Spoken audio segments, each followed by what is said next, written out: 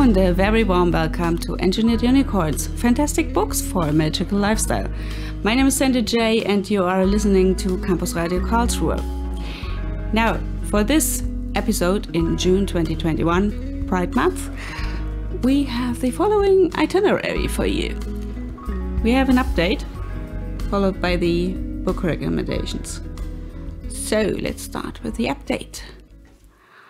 As you may know, we used to have different broadcasting slots for this show, but now, from this month further, we have a fixed broadcasting slot for Engineered Unicorns at Campus Radio Karlsruhe at 104.8 UKW, local radio, which is the second Tuesday of the month at 10 a.m. in the morning. So there you can get your old school radio fix of this book recommendations. Naturally, we stay with the time slot for the online stream at Campus Radio Karlsruhe, which is still the first Sunday of the month at 7 p.m. in the evening, local time Karlsruhe.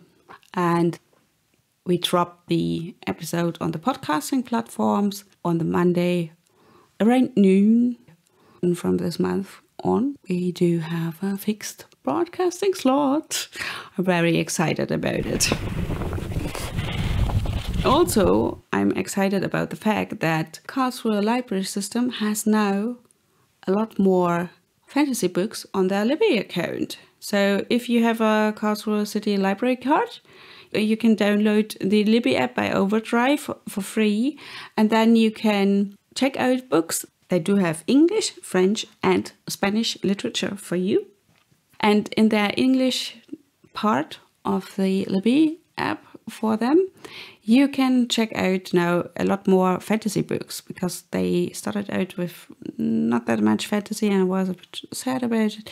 But they recently stocked up on fantasy, and I just got a Midnight Library by Matt Haig and The Midnight Bargain by C.L. Polk, which I talked about in older episodes of this podcast, so I'm quite excited to read those books.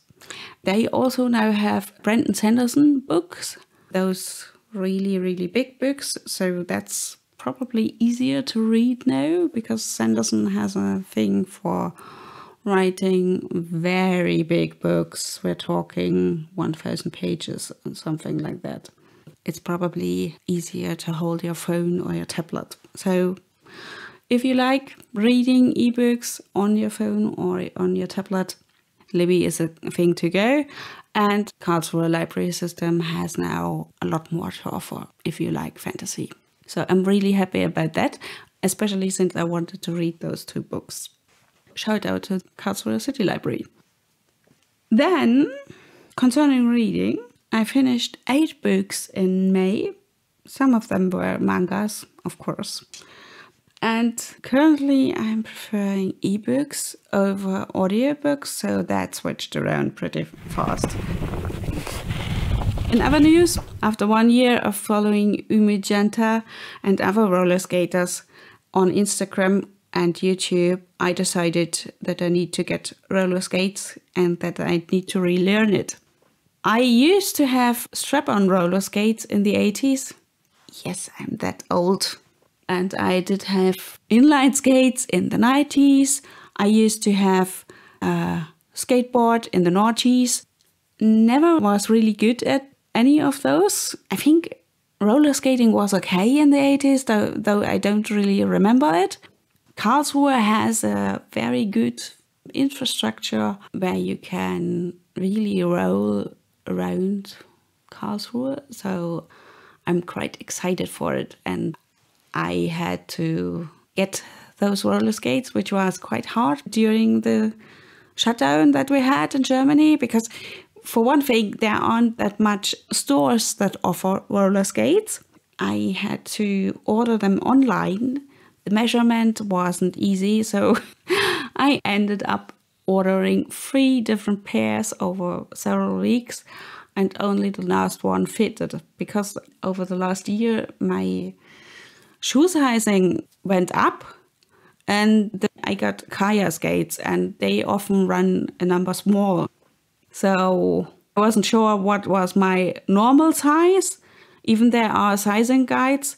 And so I had to go another size up than what I'm used to sizing wise.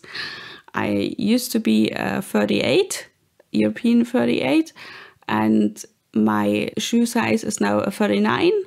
And with Kaya roller skate, it's a 40. So that was a journey to get to my roller skates. But now I'm hopeful to soon go out with them and skate. I'm currently too scared. I just try to get my balance at home before I go out. And I naturally also got all the protection gear, knee pads. By the way, if you're sizing wise between two sizes, get the bigger one for knee pads, because the other one, the one which also fits but is a smaller one, it will be too tight. Also something I learned the hard way. Nevertheless, I kept the smaller size because my thinking is that if I lose weight because I'm doing more exercise, it will be nice to have a fitting size already. So I picked that one up. I'm fine with having 2 pairs now. I also got wrist guards. I also got elbow sleeves. I have a bicycle helmet, so I didn't need to buy a skate helmet. Anyway, so I'm quite excited to have a new hobby, which is roller skating. And I will add a really fun video from a roller skater in the show notes, so you may check them out. Okay, let's get to the book recommendations. As I've said before, it's Pride Month. So the first book recommendation that I have for you is The Queen's English, the LGBTQIA+ Dictionary by Chloe Davis. As the name says, it's actually a dictionary. So it runs from A to Z. And it was published in February this year. And I found it by accident when our local chain bookstore reopened after the shutdown. And I was quite excited to find it. And it's a really fun edition. It's a hardcover edition that I have, and it's rainbow colored, very befitting. And when they say the Queen's English, it's actually drag queens that they're talking about. And it's really interesting because it explains the lingo and colloquial phrases. And so when you have this entry under whatever part of the alphabet, you get information not only what it means, but also the history of the word or the phrasing. And also it gives you a hint on the appropriate usage, because some of those phrases and words were first used to slander people, but eventually the community turned this meaning around and take pride in this term. However, in certain terms and in certain areas, the use of this word or phrase is still badly regarded, so one needs to be careful of that. And so it's very helpful to read about this and about the way language developed over time. So it's quite interesting also to get an historic overview, and I learned quite a lot. I think it's a very, very helpful dictionary. I personally quite enjoy reading it, not only because the graphics are fabulous, but it's really interesting. So the example I want to give you for an entry, because I'm an engineer, I had to take a term which has to do something with engineering, which I found quite funny. AC/DC. I only knew AC/DC because of the band AC/DC, but it's obviously also an engineering term, and it's also a term in the LGBTQIA+ community. So let's hear about what it is. AC/DC, it's an adjective referring to a person who has a sexual and/or romantic attraction toward men and women. Example phrase: I kind of feel AC/DC. I can date a man or a woman. I like both energies. Want to know more info? Think bisexual. Usage note: this term may carry negative connotations as it limits bisexuality to the gender binary. It is inappropriate to use this label if a person has not self-identified as such. Did you know AC/DC is a commonly used electrical term that stands for alternating current, direct current, which are two different methods of delivering electricity. The queer community began to use this acronym to show how a bisexual person could receive power or sexual energy from people of different gender identities. So I quite think it's very interesting. So as I said, it runs the gamut from A to Z, and I learned quite a lot. And I could also check back on terms that I heard about and where I had an idea what it means, but I wasn't sure about. And so this is quite helpful. And as I've said before, I also learned new stuff like AC/DC, which I didn't know was also an electrical term. So I quite like this book, as I've said before. The author is herself also identifying in this book, and she's a Black author, and she collected those terms over the years. As I've said before, I find this book extremely helpful, extremely interesting, especially because of these historic references. So it's very comprehensive and I quite like it. So The Queen's English by Chloe O. Davis. It's currently sadly not available at the Karlsruhe City Library system, but I think it's definitely worth the money, so go and get your copy if you have the money. So this was my non-fiction recommendation, The Queen's English by Chloe O. Davis. It was published in February. It's really nicely done. It's a high quality book and I really like the graphics and all the representation. That's the non-fiction recommendation for you. So my fictional recommendation for you this month is a novella. It's called All Systems Red, The Murderbot Diaries, Part 1 by Martha Wells. This novella was published in 2017 and it won several awards. For instance, it won the Hugo Award and the Nebula Award, which are well-known awards in the science fiction and fantasy realm. As it has only 144 pages, it gets going really fast, which I like. It's a fast-paced book. And all those books in the series are available at the Karlsruhe Library System in English and in German. So you can just get them there.